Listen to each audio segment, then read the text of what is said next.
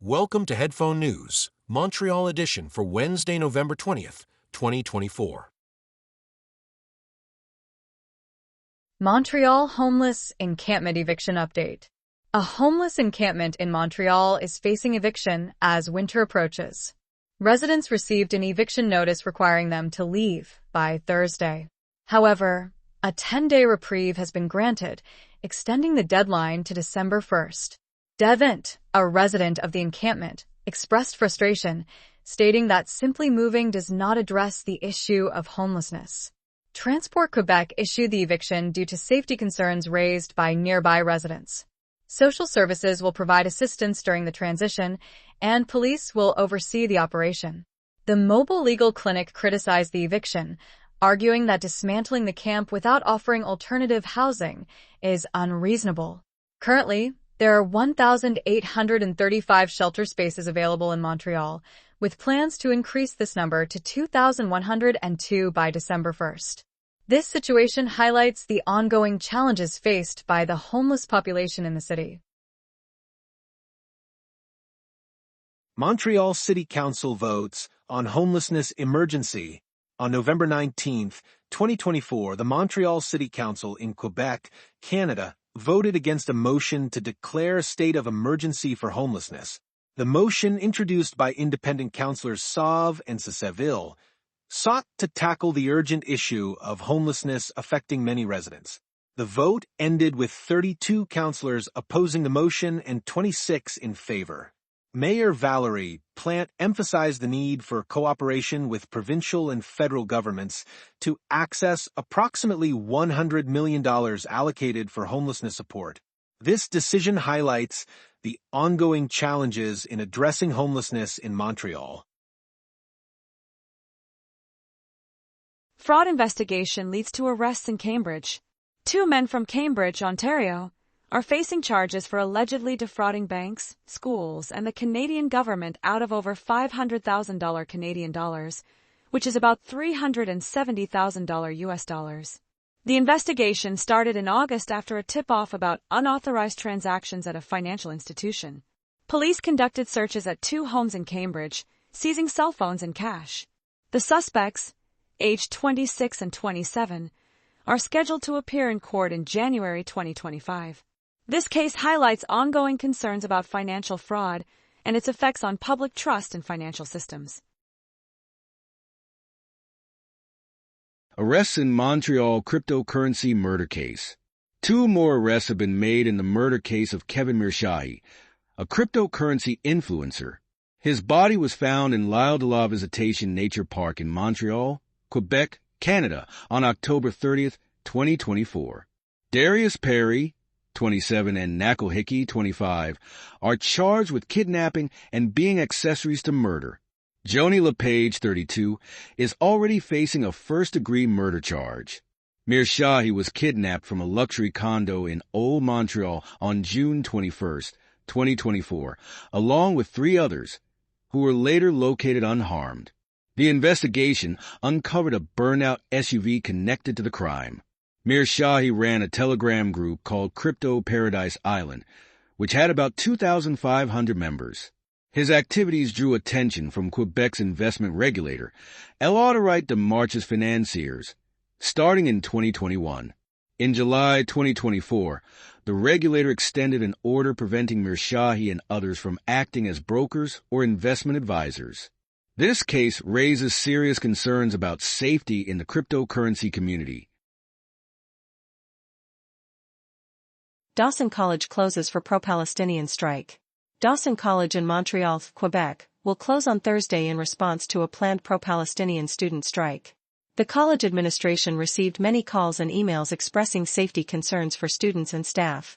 The strike is organized by the Coalition de Resistance pour l'Unité étudiante syndicale, which includes student unions from various schools across Quebec. This group aims to advocate for the liberation of Palestine and to cut ties with Israel. Other universities, including McGill University, will remain open during the protests. Pro-Israel groups have criticized Dawson College's decision, claiming it gives in to radical activists.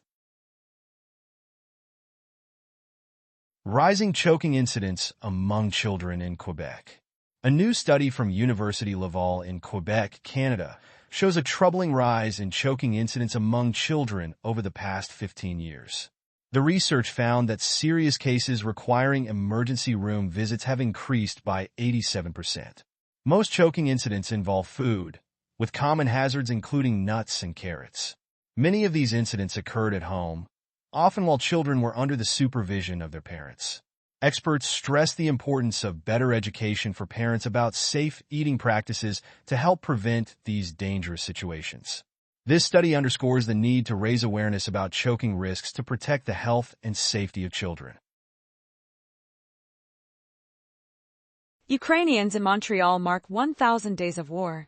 Ukrainians in Montreal, Quebec, are reflecting on the ongoing war in Ukraine, which started with Russia's invasion on February 24, 2022. Now it has been 1,000 days since the conflict began, leading to significant loss of life and the displacement of many families. Svetlana, who arrived in Montreal in February 2023 with her daughter and mother, shares the daily struggles of being away from home. Community members, like Angel from Zioneskawise Deli, provide a sense of belonging for those who have fled the war. There are growing concerns about changing support from the Quebec government for displaced individuals. Despite these challenges, the Ukrainian community remains resilient, continuing to call for ongoing support for Ukraine. Montreal Chefs Fundraise for Women's Cancer Research. On November 19, 2024, female chefs in Montreal, Quebec, held a fundraising event to support women's cancer research. The event featured a 6-course gastronomic experience crafted by talented chefs and included the sale of a recipe bookazine called Recettes de Femmes Recipes. All proceeds will benefit the McGill University Health Center's program for women's cancer research, which focuses on breast and gynecological cancers affecting many women in Canada. Last year, the fundraiser raised $150,000, and organizers aim to match that total this year. This event emphasizes the importance of empowering women and advancing research in underfunded areas of women's health. Court orders seizure of properties owned by billionaire Robert Miller amid sexual abuse allegations. A judge in Quebec has ordered the seizure of 2 homes belonging to billionaire Robert Miller in Montreal. This ruling comes after 4 women accused Miller of sexually abusing them when they were minors. The judge raised concerns that Miller might attempt to hide his assets. As the founder of Future Electronics, Miller faces serious charges, including 21 counts related to sexual offenses involving minors. The women are seeking millions in damages. Miller has denied all allegations. Montreal City Council votes on homelessness emergency. On November 19, 2024, the Montreal City Council in Quebec, Canada, voted against a motion to declare a state of emergency regarding homelessness. Independent councillors Craig Sauve and Serge Ceceville proposed the motion, but it was defeated with a vote count of 32 to 26. Mayor Plante acknowledged the seriousness of the homelessness crisis but stated that declaring an emergency would not provide effective solutions. Earlier this month, she urged provincial and federal governments to finalize a deal for 100 million Canadian dollars, approximately $74.5 million, to assist homeless individuals in the city. This decision underscores the ongoing challenges in addressing homelessness in Montreal and highlights the need for improved resource management. Mayor calls for stricter gun control in Canada. Montreal Mayor Valérie Plante and survivors of the 1989 Polytechnique massacre are urging stronger gun control laws in Canada. They argue that Bill C-21 does not adequately address the need for a complete ban on assault-style weapons. This call for action comes in light of recent tragedies, including a mass shooting in Nova Scotia that left 23 people dead. The advocacy group Poly-Citoyen estimates that around 450 additional firearms should be banned. Mayor Plante points out that many military-style weapons still remain exempt from current rules, making it more challenging to improve public safety. Arrests in Montreal cryptocurrency influencer murder. Quebec provincial police have arrested 2 more suspects in the murder of cryptocurrency influencer Kevin Mirshahi. Mirshahi, who was 25 years old, was kidnapped on June 21, 2024, in Old Montreal, Quebec.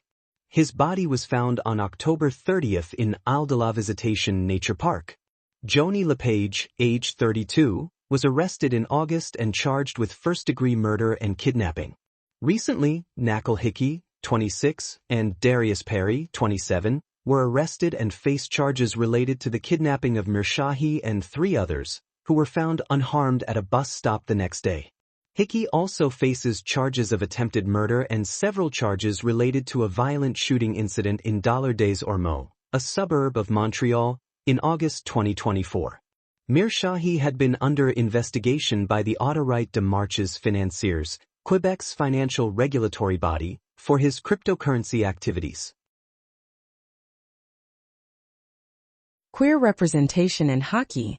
The impact of the PWHL.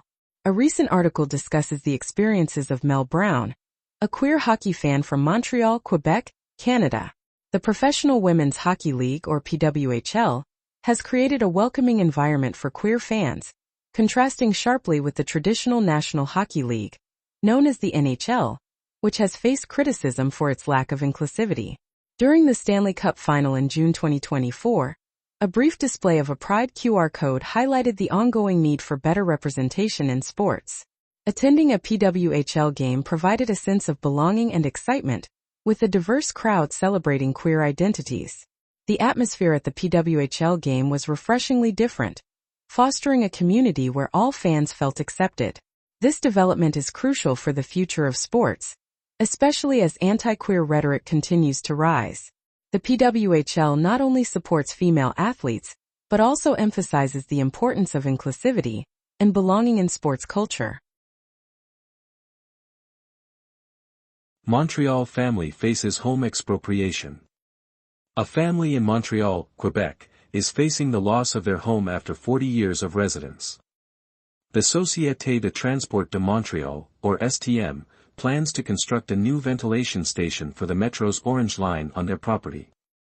Initially, STM offered 700,000 Canadian dollars, but later reduced the offer to 570,000 Canadian dollars. This reduction comes during a housing crisis in Montreal, making it challenging for the family to find a new place to live. The demolition of their home is set for fall 2026, with construction expected to take about 3.5 years. Neighbors have expressed concerns and initiated petitions against the project. Support for government action in Canada post-strikes. A recent poll indicates strong support among Canadians for government intervention in the ongoing strikes at Canada Post and various ports. 63% of respondents backed the Liberal government's request for the Canada Industrial Relations Board to help resolve these disputes. The strike at Canada Post involves around 55,000 workers seeking higher wages. Concerns are rising about potential disruptions to mail service during the holiday season. The situation at the ports is also critical, with workers in British Columbia and Montreal locked out, stopping cargo movements.